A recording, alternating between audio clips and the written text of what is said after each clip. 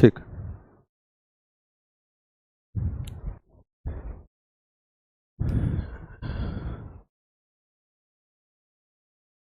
सभी को नमस्कार। ये भूआकृतिक विज्ञान के अंदर हमने पृथ्वी की आंतरिक संरचना के ऊपर बात की, फिर उसके बाद में भूपटल पर परिवर्तन लाने वाले कारक थे उसके ऊपर बात कर ली। अब जो नेक्स्ट बात करेंगे वलन और भ्रंशन की, तो सबसे पहले हम वलन की बात करेंगे, फिर उसके बाद में भ्रंश की बात करेंगे। अभी हम जो पीछे की जो क्लास थी उसके अंदर हमने ये कहा था कि भी भूपटल पर परिवर्तन लाने वाले कारकों की बात की, उसमें दो भागों में बांटा था, अंतर्जात बल और बहिर्जात बल बांटा। अंतर्जात बलों के अंदर हमने देखा था कि ये जो बलों के अंदर एक नाम आपके सामने आया था, पटल विरूपण की बात कर रहे थे, दूसरा आपने आकस्मिक की बात की। फिर पटल विरूपण को फिर हमने दो भागों में बांट दिया, एक से जिससे महाद्वीपों की उत्पत्ति हो रही है, एक से जिससे पर्वतों की उत्पत्ति हो रही है। तो पर्वत निर्माणकारी जब बल थे तो उसके अंदर हमने कहा था कि या तो वो उसमें जो बल होता है वो क्षैतिज काम करता है, तो उसमें क्षैतिज में देखोगे तो या तो वो एक दूसरे के आमने सामने आते हैं या एक दूसरे से दूर जाते हैं। जब दूर जाने की जो प्रक्रिया होती है उस प्रक्रिया के अंदर हमने तनाव की जो बात की थी कि तनाव के अंदर चटकन की बात की, दरार की बात की, भ्रंश की बात की।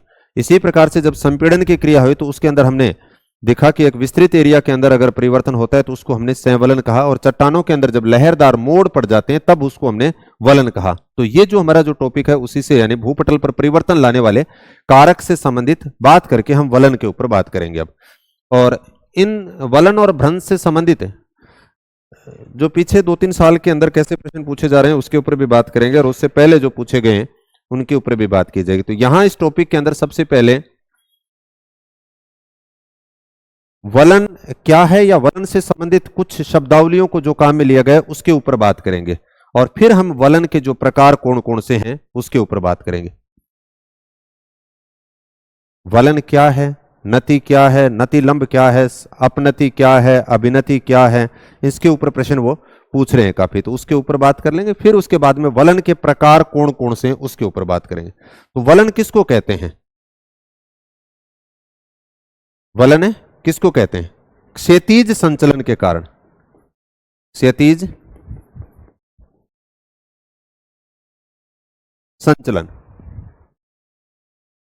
जो भू की सतह होती है, भू प्रपट्टी कह दीजिए, भू सतह कह दीजिए, उस चट्टान के अंदर लहरदार मोड़ पड़ जाते हैं, क्षैतिज संचलन। क्षैतिज संचलन में हम दो कर रहे थे, एक जिसमें तनाव के कारण दूर जाती है, संपीड़न के कारण में पास आती है। तो क्षैतिज संचलन में आप यूं कह सकते हो संपीड़न की क्रिया के द्वारा जब चट्टानों में लहरदार मोड़ पड़ जाते हैं तो उसे हम क्या बोलेंगे, यानी आप यूं कह सकते हो ये ऐसे क्षैतिज संचलन ऐसे काम कर रहा है, चट्टानों के अंदर लहरदार मोड़ पड़ गए, बल कौन सा काम किया यहां पे?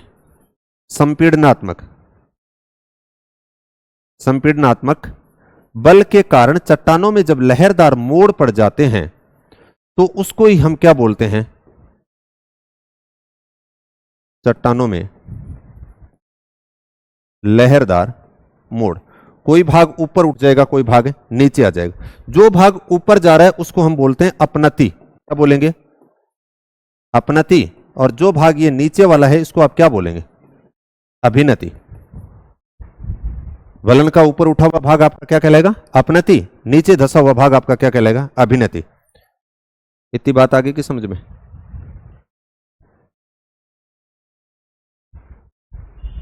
यहां पे यही बात की गई, क्षैतिज संचलन के कारण भू प्रपट्टी में संपीड़नात्मक शक्ति के कारण चट्टानों में जब लहरदार मोड़ पड़ जाते हैं तो उसे वलन कहते हैं। ऊपर उठा हुआ भाग अपनति, नीचे उठा हुआ भाग अभिनति, यानी संपीड़नात्मक बल।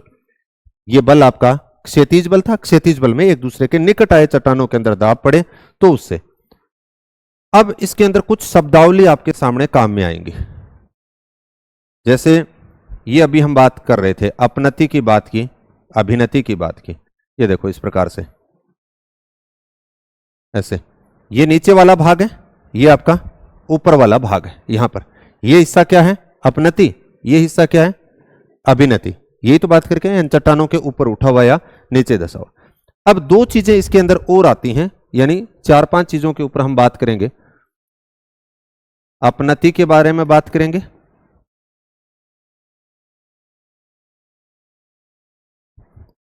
अभिनति के ऊपर बारे में बात करेंगे। अपनति का प्रश्न पूछ रहे हैं, अभिनति का प्रश्न पूछ रहे हैं। इसी प्रकार से सम अपनति,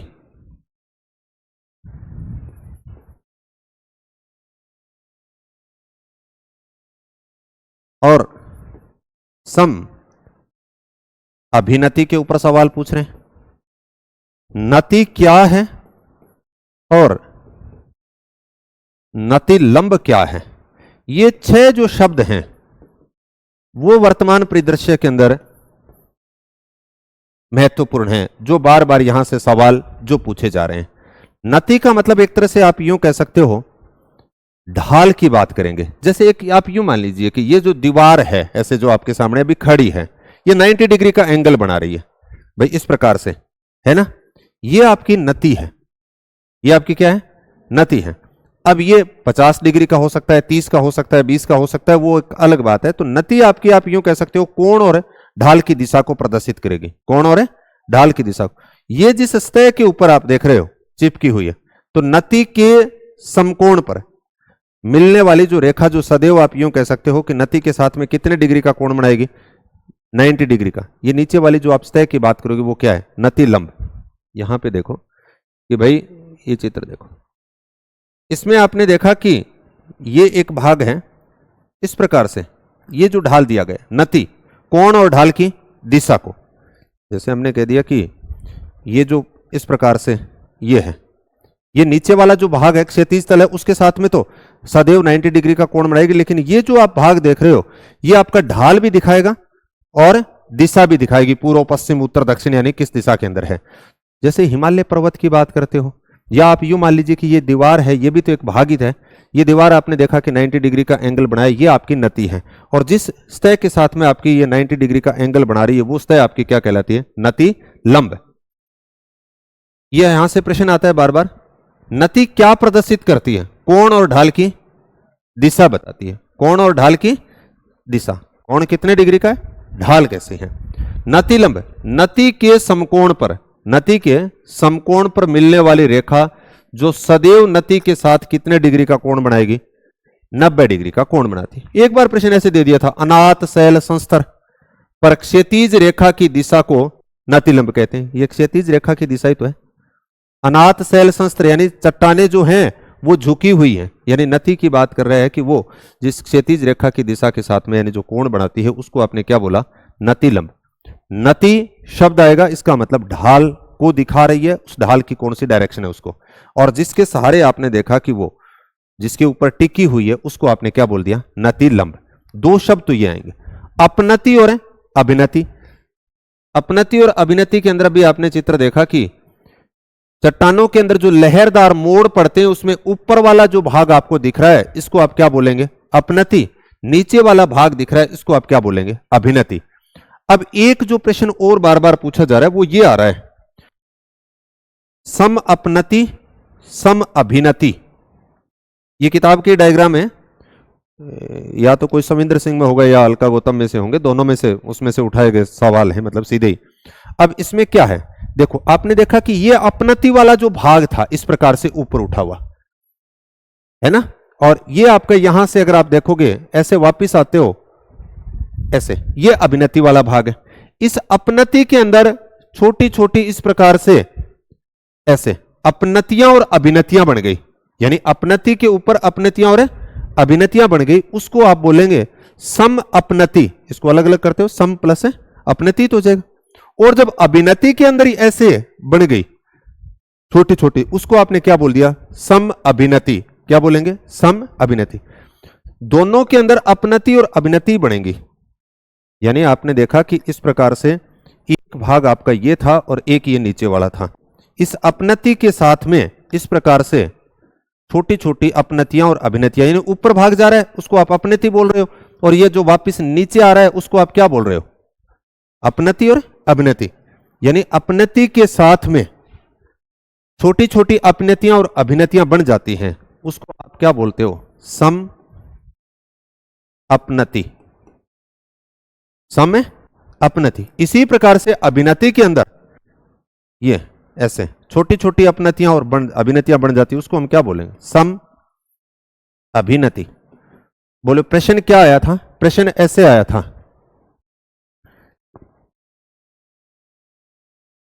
जब एक वृहद अपनति, लैंग्वेज आई हुई है इस प्रकार से, मैं लिखवा दूंगा, जब एक वृहद अपनति में के अंतर्गत कई छोटी छोटी अपनतियां और अभिनतियां बन जाती हैं, यानी एक वृहद अपनति है उसके अंतर्गत कई छोटी छोटी अपनतियां और अभिनतियां बन जाती हैं, तो उसको आप क्या बोलते हो?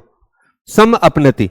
जब एक वृहद अभिनति में, जब एक वृहद अभिनति मतलब नीचे झुका हुआ वाला भाग है, अपनति मतलब ऊपर उठा हुआ वाला भाग है। नति का मतलब तो एक तरह से झुकाव ही तो है, कोण है। जो ऊपर वाला भाग था उसको आपने अप बोल दिया, नीचे वाला है जो डाउन वाला जो हिस्सा है उसको आपने क्या बोल दिया? अभिनति। इस एक वृहद अभिनति के अंदर छोटी छोटी अपनतियां और अभिनतियां बन जाती हैं, तो उसको हम क्या बोलेंगे? सम अभिनति। नति की बात करेगा, नति लंब की बात करेगा, अपनति की बात करता है, अभिनति की बात करता है, सम अपनति और सम अभिनति।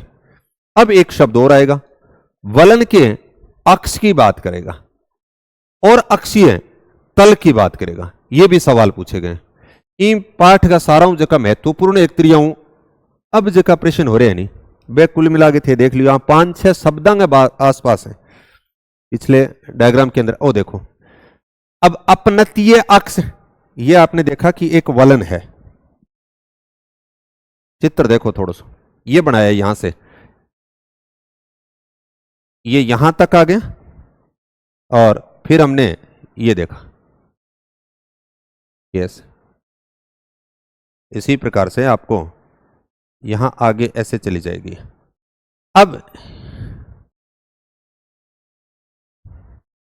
देखो, वलन का ये ऊपर वाला भाग था ना, इसको ऐसे, इसको हमने बोल दिया अपनतीय अक्ष, ऊपर उठा हुआ भाग है। ये वलन की दोनों भुजाएं हैं, ऐसे ऐसे किया है ना भाग, ये ऐसे इस प्रकार से आ गया। ये वलन की दो भुजा है और वलन की भुजा के ये ऊपर वाला जो ऊपर उठा हुआ भाग था उसको आपने बोल दिया अपनति। इस अपनति के शीर्ष से होकर के जो अक्ष गुजरता है उसको आपने बोल दिया अपनतीय अक्ष। क्या बोलेंगे? अपनतीय अक्ष।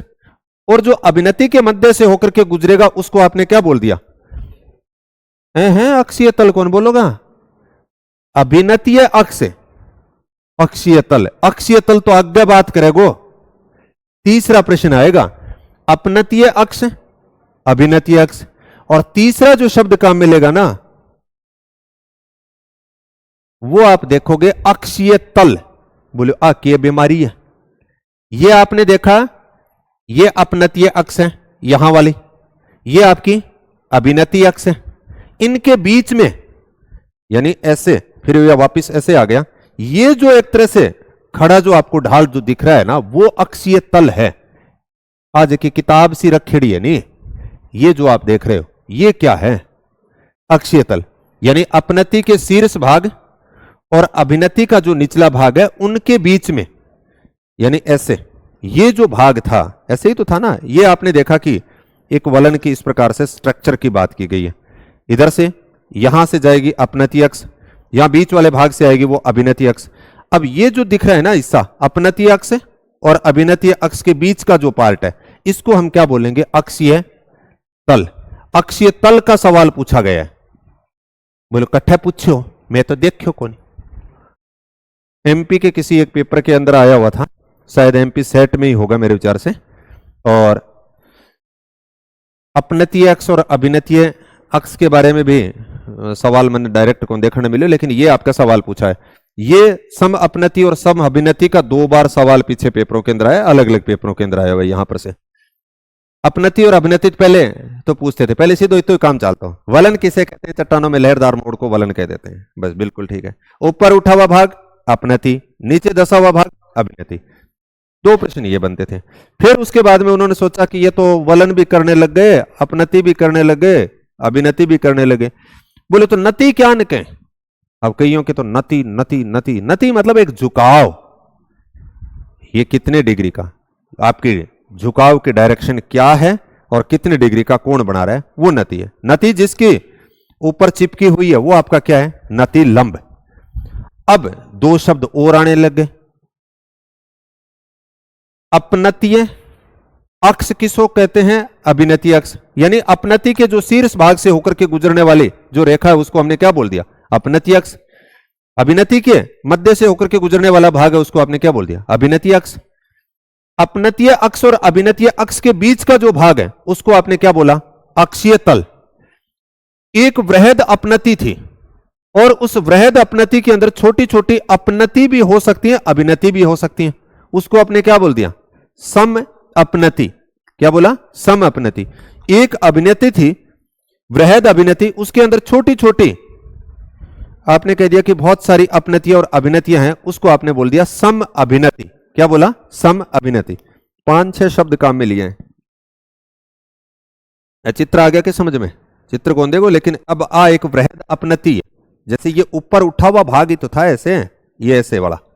अब इस ऊपर उठे हुए भाग के अंदर आप देखो ऐसे बना रखी है, ये ऐसे ऊपर गया वो भाग अपनति है, नीचे आया अभिनति है, फिर अपनति है, अभिनति है, अपनति है, अभिनति है, इस प्रकार से ये देखो ऐसे अपनति अभिनति मिलने से फिर आगे आप पंखा वलन की बात करोगे ना, कि जब वृहद अपनति या अभिनति के अंदर इस प्रकार से बहुत सारी अपनतियां और अभिनतियां बन जाती हैं तो ये देखने में पंखे जैसी आकृति लगती है, तो वो पंखा वलन के अंदर भी जाएगी। लेकिन यहां पर ये तो आपके आ गए अपनति के अंदर। ऐसे ये नीचे वाला पार्ट अभिनति है, इसके अंदर भी देखो आप ऐसे छोटे छोटे, ये अपनति हो गई, ये अभिनति हो गई, ये अपनति हो गई, फिर ये अभिनति हो गई, ऐसे। तो अभिनति के अंदर, वृहद अभिनति के अंदर भी छोटी छोटी अपनतियां और अभिनतियां बढ़ जाएगी, उसको आप क्या बोलेंगे? सम अभिनति। क्या बोलेंगे? सम अभिनति। और वृहद अपनति के अंदर अगर बन गई तो उसको हमने क्या बोल दिया? सम अपनति। बोले तो कई हो गई कठी, सम अपनति हो गई, कहीं पे सम अभिनति हो गई, रोड़ो सो ही लग गए कि रोड़ो वलन बेरो पड़ गयो माने गुरुजी, और तो ठाक होनी। आपने ये कुछ शब्द किए वलन, चट्टानों के अंदर जब लहरदार मोड़ पड़ेंगे, ये तो बात आ गई समझ में।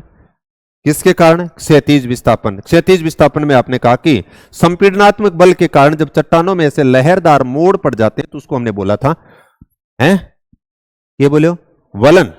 अब वलन का ऊपर उठे हुए भाग भी होगा, नीचे धसा हुआ भी भाग होगा। ऊपर उठा हुआ भाग है उसको आपने क्या बोला?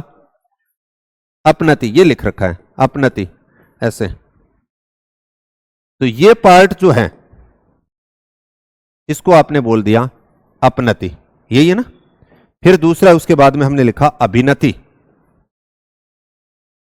या इसको एक यहीं पे लिख देते हैं, वो लिख दो सम अपनति। सम अपनति। सम अपनति की एक बात करेंगे तो हम यूं कहेंगे कि एक इस प्रकार से ये एक वृहद अपनति है। यह क्या थी आपकी? ये आपका ऊपर वाला ये पार्ट था जो एक वृहद अपनति थी। इस वृहद अपनति के अंदर इस प्रकार से छोटी छोटी अपनतियां और अभिनतियां बन गई, उसको आपने क्या बोला? सम अपनति। डैश करके थे, लिख लो आगे, लिख लो। थारे चित्र में नीचे जगह पड़ी है, बैठे लिख लो।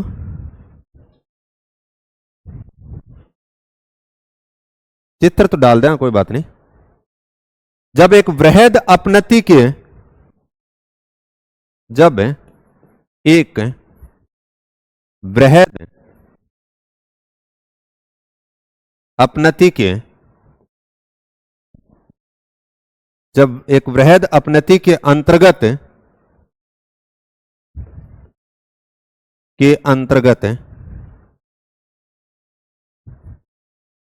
कई छोटी छोटी, कई छोटी छोटी अपनतियां व अभिनतियां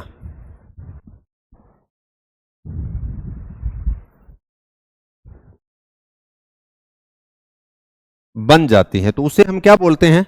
सम अपनति। अब दूसरा जो नाम आएगा वो जस्ट इसका उल्टा होगा। ये सवाल आया था पीछे, ऐसे आया, इसी लैंग्वेज के अंदर आया था कि जब एक वृहद अपनति के अंतर्गत कई छोटी छोटी अपनतियां व अभिनतियां बन जाती हैं तो उसे कहते हैं, उसने ऐसे दिया अपनति कहते हैं, सम अपनति कहते हैं, सम अभिनति कहते हैं, अक्षीय तल कहते हैं, ऐसे कुछ दिया। आगे बात समझे।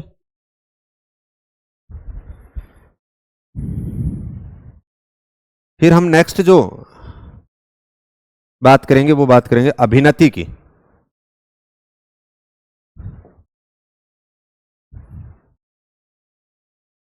अभिनति, अभिनति के अंदर अभी हमने बात की थी कि चट्टानों के अंदर इस प्रकार से ये जो लहरदार मोड़ पड़ते हैं, तो जो नीचे वाला जो भाग है इसको इसको हमने क्या बोला, अभिनति। ये पीछे लिखा हुआ। अब दूसरा जो शब्द लिखना है वो हम लिखेंगे सम अभिनति। सम अभिनति, सम अभिनति के अंदर क्या है, सेम वही ऐसे था।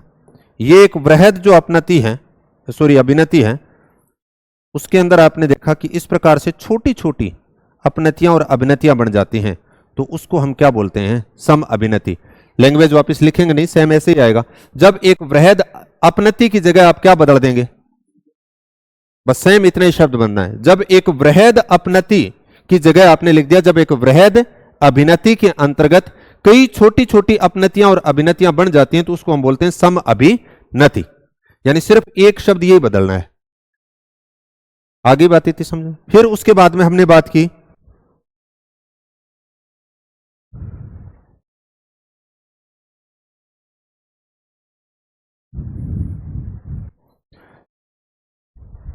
वलन का अक्ष।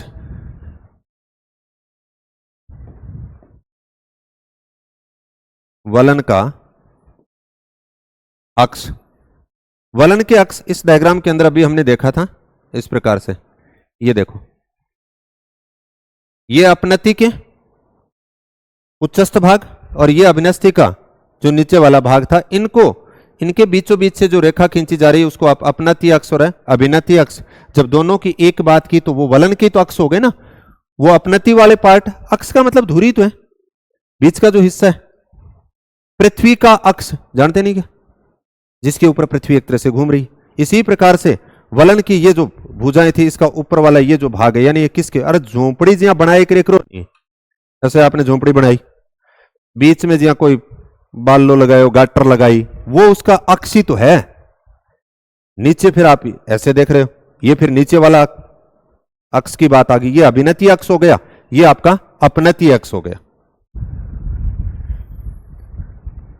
और ये एक तरह से थी, वो आपका क्या था, जी हाँ झोंपड़ी बनाई है नहीं थार लिया, देखियो ऐसे, ये झोंपड़ी आपने जो बना रखी है, ये आपका अक्षीय तल है जो एक तरह से नति को प्रदर्शित कर रहा है, समझ गए ना। ये आपका क्या था, अक्षीय तल की बात कर रहे थे। अब हम तीन शब्द यहां पे लिख रहे हैं। वलन का अक्ष लिखा,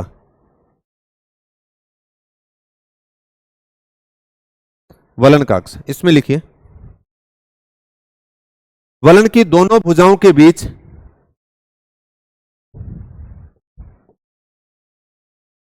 वलन की दोनों, वो लिखे कौन लिख लेते हैं, वलन की दोनों भुजाओं के बीच अपनति के उच्चस्थ,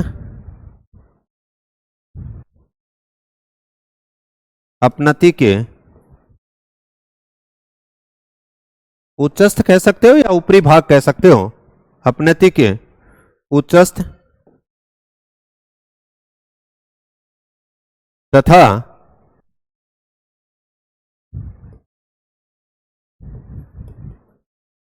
अभिनति के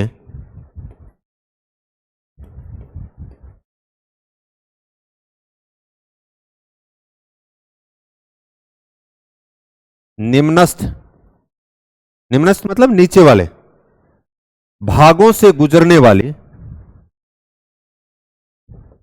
भागों से गुजरने वाली कल्पित रेखा, यानी वास्तविक नहीं है, कल्पित रेखा। यहां पे हमने अपनतीय अक्ष और अभिनतीय अक्ष को दोनों को एक जगह पे बात की है कि वलन की अक्ष किसको बोलेंगे? वलन की अक्ष हमने लिख दिया कि वलन की दोनों भुजाओं के बीच, ये वलन की दोनों भुजाओं के बीच है। ये आपका ऊपर वाला जो पार्ट है इसको आपने अपनतीय बोल दिया, यहां पर ये आया इसको आपने क्या बोल दिया? अभिनतीय।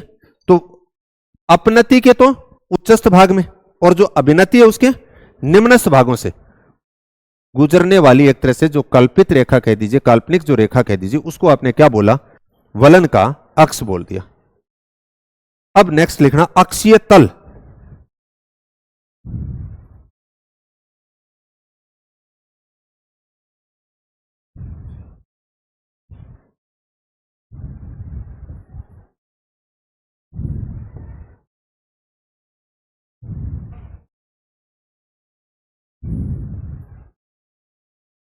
अक्षीय तल, अक्षीय तल के आगे लिख देना ये वलन के अपनति व अवनति, ये वलन के अपनति तथा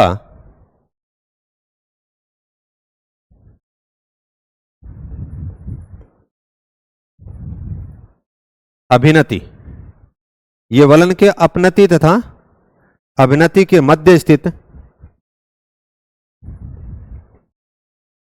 के मध्य स्थित, मध्य स्थित कल्पित तल कह दीजिए, कल्पित तल होता है।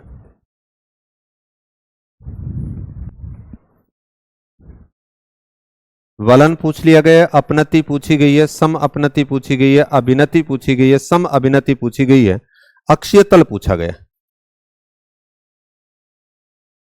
पहले अक्षीय तल कौन पूछता? आठों काम। और इसके अलावा हमने इसके अंदर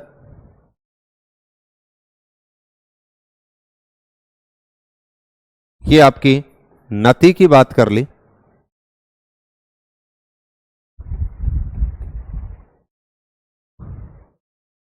और ये हमने इस प्रकार के इसके समकोण के ऊपर इसको हमने क्या लिख दिया? नति लंब की बात कर ली। ये 6-7 शब्द हैं जिसके ऊपर बार बार प्रश्न पूछे जा रहे हैं।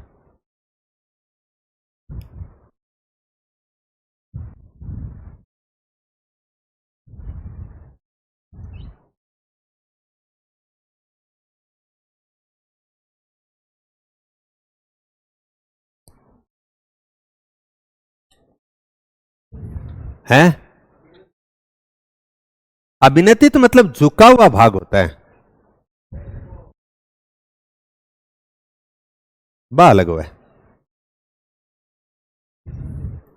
अब आता नहीं, इतना आगे के शब्द पल्ले नहीं, वो तो डाल गए अकॉर्डिंग होगा कि नहीं, कितो के होगा वो भाई, वो खड़ा भी हो सकता है, वो कम भी हो सकता है, वो तो आपकी डिप से पता चलेगा, नति से पता चलेगा कि वो खड़ा ढाल है या मंद ढाल है, कैसा होगा। नति तो आपको ये दिखाई रही है ना कि जैसे मैंने अभी बताया, आप झोंपड़ी बना रहे हो, एक तो ऐसे झोंपड़ी बनाएगा कोई शंकु के आकार, एक वो ऐसे हो सकती है, एक इतना भी हो सकती है। अब भुजा तो सबके अंदर ही है, अब वो कितने डिग्री का कोण है वो तो आपको किससे पता चलेगा? नति से पता चलेगा। और ये जो ऊपर वाला भाग और नीचे वाले भाग के बीच में जो कि टेढ़ा थे या टाण तान रखे, आपने सारा अच्छा उदाहरण वही है। मंतियां लगे, ये आपने जैसे ये ऐसे बना रहे हो, आज झोंपड़ी बनाओ नहीं, झोंपड़ी के अंदर इतना ही तो पार्ट है। ये जो आपने देखा एक तरह से सीधे, ये कितने डिग्री का कोण बनाएगी, ढाल बनाएगी, तब तक तो आपने बात की, वो तो आपकी नति कहलाती है। जिसके ऊपर टकरा रही है उसको आपने नति लंब कह दिया। ये जो इसका ऊपर वाला जो पार्ट था इसको आपने अपनति कहा, नीचे वाला जो पार्ट यहां पर आकर के दूसरी झोंपड़ी वाला ये था इसको आपने अभिनति कहा। ऐसे ही कहा,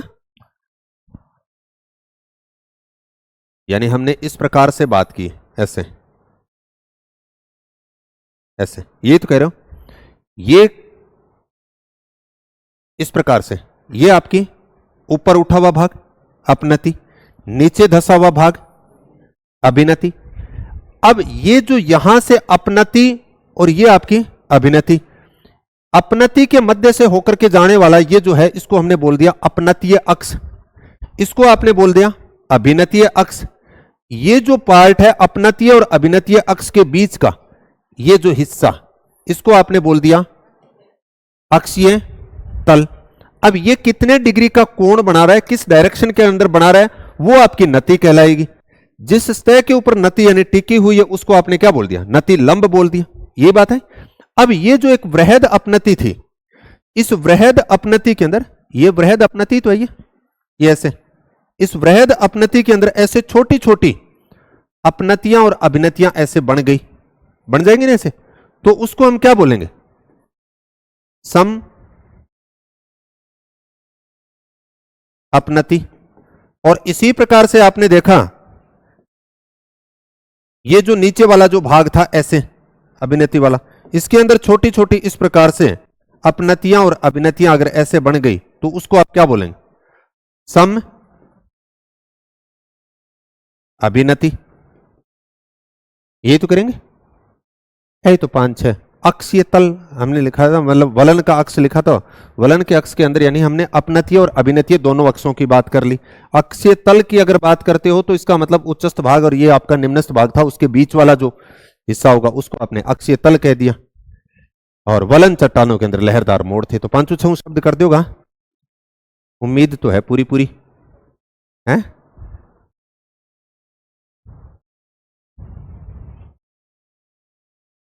आ गया नहीं समझ में, वलन अपनति अभिनति, सम अपनति सम अभिनति, वलन का अक्ष, अक्ष में चाहे वो अपनतीय अक्ष कह दे चाहे अभिनतीय अक्ष कह दिया। अपनतीय अक्ष मतलब अपनति के मध्य से होकर के गुजरने वाला, अभिनतीय अक्ष मतलब आगे और दे सकता है। वलन का अक्ष हमने यहां पे एक ही शब्द लिखा है, लेकिन अभी हमने बात की थी कि अपनतीय अक्ष, इस चित्र में देखा, ये देखो अपनति के मध्य से ये गुजरने वाला भाग था, इसको हमने अपनतीय अक्ष बोला। ये है ना, अभिनति के मध्य से गुजरने वाला अभिनतीय अक्ष। इन दोनों के बीच में एक तरह से जो ढाल था उसको आपने क्या बोल दिया, अक्षीय तल यानी बीच का जो भाग था। और फिर आपने देखा कि एक ही अपनति के अंदर इस प्रकार से छोटी छोटी अपनतियां अगर और अभिनतियां बढ़ गई तो उसको हमने क्या बोल दिया, सम अपनति।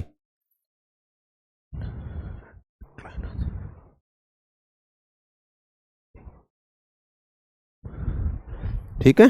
और एक अभिनति के अंदर ऐसे छोटी छोटी अपनतियां और अभिनतियां बन गई तो उसको हमने क्या बोल दिया, सम अभिनति।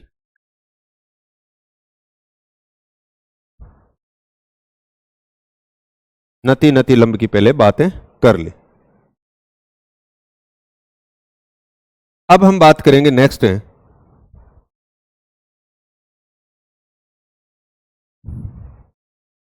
वलन के प्रकार।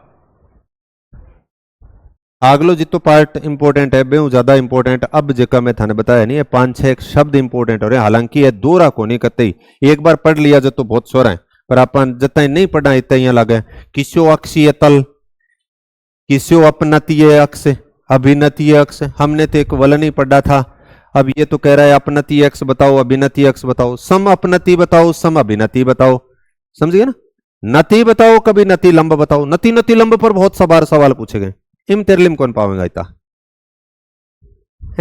इम सिर्फ इतनी पाओगे। चट्टानों के अंदर लहरदार मोड़ पड़ जाते हैं तो उसे वलन कहते हैं। ठीक है नी, हाँ है। एनसीईआरटी तैयार नींव भरे, अब तू सारे आगे बिल्डिंग ही सारी खड़ी करना चाहोगे तो फिर यहाँ फिर 11वीं 12वीं फिर आगे क्या पढ़ाऊंगा है। चित्र भी दिया उसके, अभी जो पीछे एक आयो नहीं बिंत्री आप पर बात करो नहीं तो वो थाने के करेगो कि अगर ये डायग्राम अगर देता है ना ऐसे तो इसके अकॉर्डिंग आपको ऐसे लिख के दे सकता है। वो भी आप बात कर लेंगे। भ्रंश के ऊपर आया था वो, जिसके यहां उसने क्या लिखा ऐसे लिख देगा। चित्र तो सागी सेम यही दे दिया और आपको यहां पर लिखा उसने ए लिख रहा है, इसको वो बी लिख रहा है, इसको वो सी लिख रहा है। अब आपसे पूछ रहा है सी किसको प्रदर्शित कर रहा है, अपनतीय अक्ष को, अभिनतीय अक्ष को या अक्षीय तल को।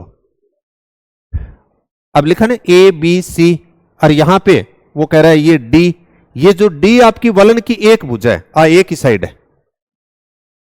हम आगे देखेंगे अब जितने भी वलन के प्रकार पढ़ेंगे ना उसमें ये वलन की भुजाएं काम आएगी। वलन की दोनों भुजाओं का झुकाव ऐसे बराबर हो सकता है, वलन की दोनों भुजाओं में से एक का ढाल मंद हो सकता है, एक का 90 डिग्री के ऊपर हो सकता है। वलन की दोनों भुजाओं का ढाल कोई निश्चित नहीं हो, समान न होकर के असमान हो सकता है, जैसे ये 30 डिग्री का बना रही है, ये 70 डिग्री का कोण बना रही है, ऐसा हो सकता है। वलन की दोनों भुजाएं ऐसे, कई बार थाली टापली हुए बात जो अन दिया हुआ टापी सारा हूं, अब कई टापी को नहीं समझ में आवे थारे तो अंती होगी ले, तो ये आज बाजार बुजुर्ग टाबर हो आन कौन बेरो पड़े। खेत के अंदर आप गर्मिया में झोंपड़ी सी बना लिया, झोंपड़ी तो सबको हैट जिसको बोलते हो, क्या बोलो, टापली, टापली नहीं हैट, झोंपड़ी जिसको आप बोल रहे हो। झोंपड़ी अगर इस प्रकार से बनाई है, कई बार अन दिया हुआ नहीं, एक साइड से हवा अगर तेज चल रही है ना तो दिन के थे जाओगा झोंपड़ी जी इया पाओगी, इया टांग एक चकीज रही है, एक नहीं, दोनों यानी एक ही डायरेक्शन के अंदर ऐसी हो सकती है ना। और कई बार बहुत ही ज्यादा आवे तब वो ऐसे हो जाती है, दिन के जाओ एक भुजा इला पासे टिकेड़ी है, दूसरी बेंग ऊपर सूती पड़ी है, टापी यहाँ आ गई पूरी पूरी। कई बार बहुत ज्यादा अगर तेज हवा और ही ज्यादा बल लग रहा है तो ये वाली जो भुजा थी ना वो टूट करके इधर उल्टी हो जाती है, जिसको आप प्रतिवलन कहते हो। और कई बार ऐसी कंडीशन होती है बहुत ही ज्यादा धक्को लगे हो तो एक भुजा टूट गई कि नहीं और कि नहीं जानती, जिसको गिरवाखंड या नापे की बात करेंगे। तो अब हम ये जो वलन के जो प्रकार पढ़ने वाले हैं ना वो कुछ उस झोंपड़ी से ही संबंधित हैं। अब जगह ना बात झोंपड़ी आवे नहीं, वो आपका सम्मित वलन करते हो, कई बार आपने देखा होगा, ऐसे भी बना सकते हो आप, कई डिजाइनदार झोंपड़ी बनाओ, एक ये सीधो लठ खड़े कर दियो, इल्ला पास से पाल बना दी, दीवार बना दी, और दूसरी साइड में उसने ऐसे कर दिया, कर सकता है ना, ऐसे बना सकता है। या फिर वो ऐसे पैरेलल, ज्यादातर ऐसी होती है? तंबू है, तंबू तो तानेड़ा देखे होगा, हाँ है ना, हो जाए क्यों को नहीं हो तंबू दिखा बीच में टेंट टाइप सा लगाए रखे तंबू। तू ब्याह शादियां की बात करें बे तो उसके यहाँ फ्लैट छत्ता रही हो है? हाँ, तो ये वलन के प्रकार पढ़ने वाले हैं। वलन के प्रकार है जो झोंपड़ी के टाइप ही है, ठीक है ना, सारा आपनों जुड़ेड़ा है सारा का सारा। बोलते झोंपड़ी पढ़ाओ, टापी पढ़ाओ, वलन पढ़ाओ, पढ़ाओ क्यों हमारे वो कौन समझ में आवे, पहले तो बात है। कदी तो कई तब यहाँ हो रही है, लहर लैग ऊपर ही चल रहे हैं, उठो अक्षीय तल, अक्षय आगे प्रकार और आ गया भी पहले अक्षय अवनति, मेरे यहाँ कंफ्यूज हुआ है अवनति अपनति, यहाँ जब बार बार यहाँ बोल रहे नहीं शब्द जो यहाँ मिक्सा को जाए, जबकि समझ में आए बाद में वो एक ही मिनट को काम है, नए समझ में आओगे नहीं इतने वो आपको पड़े रहेगो। अब वलन के प्रकार